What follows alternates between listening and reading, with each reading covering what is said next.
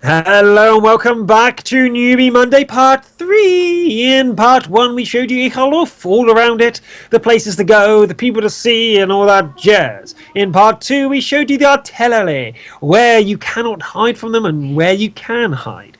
In Part 3 we're going to show you the map and the general tactics you can probably employ to have some reasonable success. Yes. So HighFlyer is actually trying to get that map ready, but we are trying to find it. It wasn't working, so I'm going to instead talk to you because that's what I do. A lot of people in the chat are asking for artillery tips. So I'll go through a couple now, but we'll do a Newbie Monday on it. Now, artillery is reasonably easy to play, but at the same time quite complex. Yeah. So the basics of it are you're like a TD, you've only got a certain range you can look at before your artillery piece will move its hull. And if you move the hull, your entire and I go full screen. Your entire aim goes max again. Right? Much like in a tank, if you rotate the hull, the aim goes spazzo massive big. But with artillery, it stays big for ages. You want to avoid that. So the idea is to aim your hull at the best sort of angle. The way that I do that personally is move my mouse, unlock, there's a button to lock your hull in position, unlock it, move the mouse to the furthest point I want to cover, lock the hull, which to me is X, I don't know if that's the default, and then I have my furthest point I can cover. I then drag my mouse back to the furthest point to my left to see where I can aim up to, and if I'm happy with that, I let it go, otherwise I adjust it slightly using that. Once I've got it done, I keep the X press, which locks the hull, and allows me to cover that area. You should always reposition when you get a chance, when you see the enemies are moving, but you try and reposition as little as possible. The least amount of time you have to reposition the artillery, the more shots you can get off. But that really does depend on many things. And I keep going widescreen. That depends on many things. Whether the enemy have artillery that are trying to counter artillery, you should always rock at least forward and backwards after each shot to make sure that you're not being spotted. You can usually aim your full aim after moving, so that's absolutely fine. Now, the trick with shooting with artillery is to never, or try your best never to click on the tank. If you click on the tank, you'll notice there is a dot that will move beyond the tank, and that's where you're actually aiming. So like with a tank, if you're aiming in a normal tank, if you move the cursor over it, it's auto adjusting the height. So if something's really far away, you notice that as soon as you're not hovering over them, the cursor goes up and down, up and down, up and down. It's the same with artillery. Now, this is really important to note because if the enemy's about to disappear and reappear again, you want to be aiming where you want to aim and not at the spot exactly where they are. Because often, if you're aiming for that exact spot where they are, you'll hit the terrain instead of the tank, right? So if you hover over that tank and you see the cursor move up, go to that point and try and correct your aim from there. It's much more stable, much better for you. The other trick to notice is the circle, right? If it's a circle, your shot is coming down upon them. If it's elongated any direction, that means you're on uneven ground and your shot's going long. It's going high and long. If it's elongated, aim for the tallest part of the enemy tank. You have a higher chance of hitting them if you aim for the tall part. If it's circle, you feel free to aim for the weak spot, like the engine block, especially on the IS series tanks. And HighFlyer, are you ready? No, I really can't. I can't find any updated versions of the map anywhere. I thought Lucas Stan had done one. Yeah, but it's the minimaps. That's fine. But if we go in game and blow it up, I don't even think we can blow it up right now because I have the map, the mods that he uses, and I don't think he blows it up. Okay, well, that's that out of the window. But yeah, I hope the RT. So what we'll do instead, we'll take questions because we've already ran on. Part 2 was very big, so we'll take questions instead. At the end of Newbie Monday, we're going to try and take some questions from you guys, and that's the whole idea of Newbie Monday. It doesn't necessarily have to be on theme today, but it's better if it is. So by all means, start typing, guys. Ask some questions, whether it was on just what I talked about artillery, about Halluf in general, or certain tanks, or any changes with the British or whatever. Blah, blah, blah. Just giving you ideas. So, give us some questions. Yes. Ask away. Ask away.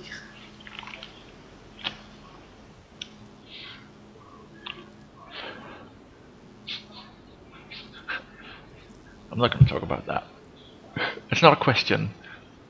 It's not a command. question. It's just, yeah. It's not a question. Any questions? No. Are you guys all satisfied? What are the passive scouting positions on Halluf? That's a good one, Zelfish. Now, the passive positions we kind of covered in the first part where we were showing you the different bits. But there are many places. There are quite a number, especially if you're from the south side, there are a number of bushes just on the southern side of the northern ridge of mountains that have bushes all around it. If you go to some of these spots, you have great vision on any enemy tank still trying to camp. They're really, really, really good there. HighFlyer, any I missed there? No. Well, for passive scout, I haven't really found the map as good a map for passive scouting, because either the enemy will sit very still in the base, and if you find a bush you won't really spot them anyways, and if you go north then people are pushing north anyways, so you're not really, you of course you're going to show where the enemy is going, but besides that, a passive scout is, yeah, not really sure about passive scouting on that map. Yeah, I would agree that I think active scouting is probably more important on Halluf, where you drive up and down the hill as best you can. You get to positions. Oh my God, this widescreen today!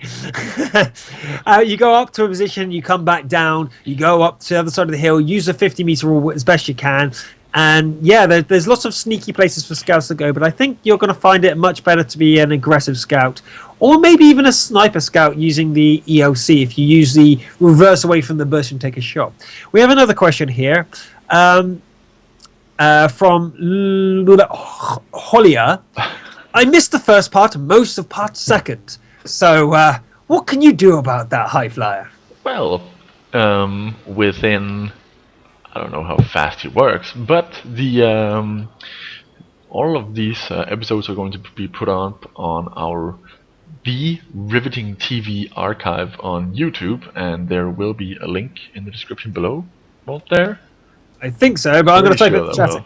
Anyways, but yeah, you can see all the shows there. I think from now and a week back, because we've just started to throw them up there, all of them in full length. We've started our best to start getting up there. And if you don't see it on the archive, you can go to the Rising Sun, and anything we miss will be on there. Particular highlights from the shows that he finds most useful and more concise will be on the Rising Sun. So you should subscribe to both, basically. Totally should. Okay, let's see. HighFlyer, do you like derping from behind in your M5? Well, it's the only place where you really can derp anything, really, because that derp gun is it's really pathetic. I wouldn't even say horrible, because it's not even, it doesn't deserve that name or description. It's pathetic. So yeah, that's the it doesn't really matter about using premium ammo with it. It's not worth it. So derping with that gun, no thanks. I had a very good game, I shot like, I don't know, 50 shots and got like 1000 XP. And I ain't playing, I ain't putting myself into that kind of pressure, really playing great in a tank where you aren't rewarded for it. That's not fun at all. So the next question is from Hollier again. What was the best place to hold the Northwest? Well,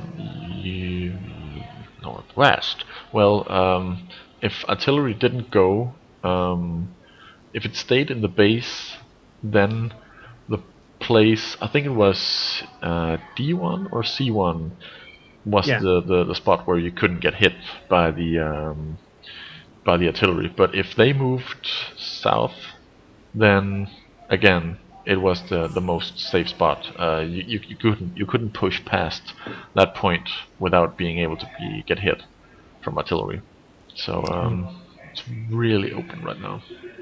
I'm getting frustrated. My camera is going widescreen every 5 minutes. Yep.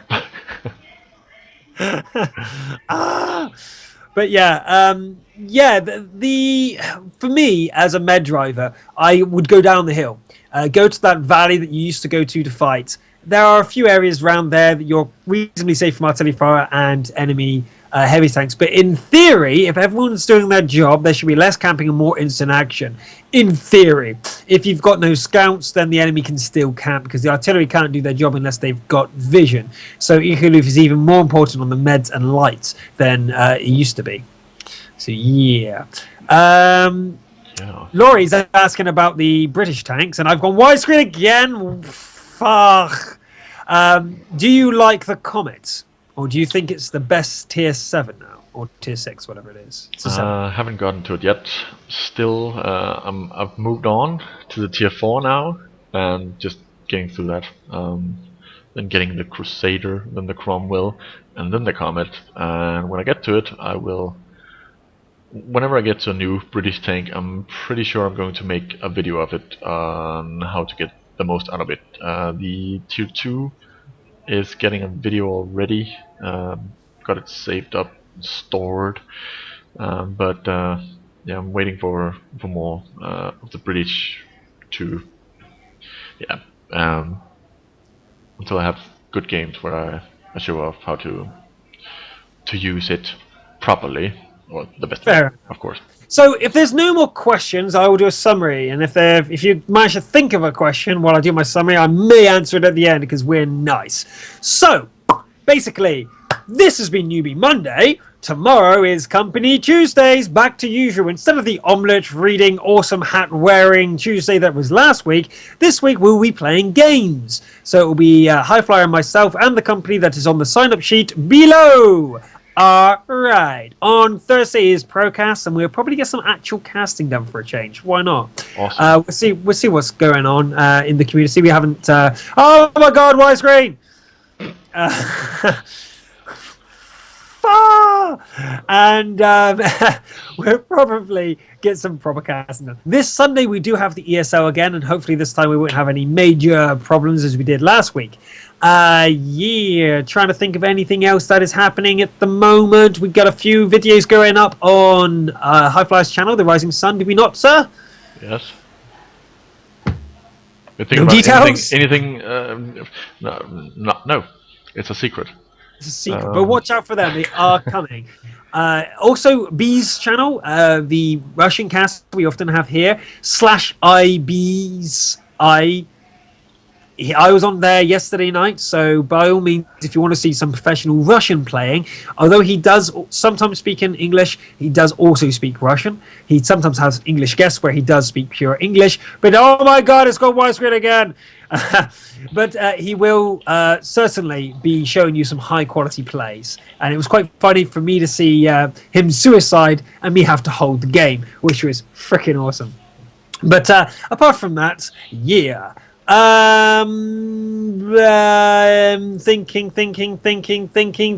I think that's it. Oh, World of War. There is now a little widget on the right-hand side that tells you if any of our channels are active. That is Dorjan24 /RivetingTV or /Bahamut with a double Z. Any of them 3 channels are live. World of War will tell you that there's something riveting to watch. So by all means, bookmark that page, and if you want to easily check one of the 3 channels, just go to there and it will tell you if they are live. Oh yeah, we're told you'll make progress there. Also on there are some articles recently written. There is one by Locustan you should definitely check out with all the new mods for 8.1. So if you want to be like HighFlyer and mod up to the teeth, then go ahead and get the mods. Sweet deal. I think that's us over, and we'll see you tomorrow. Pow.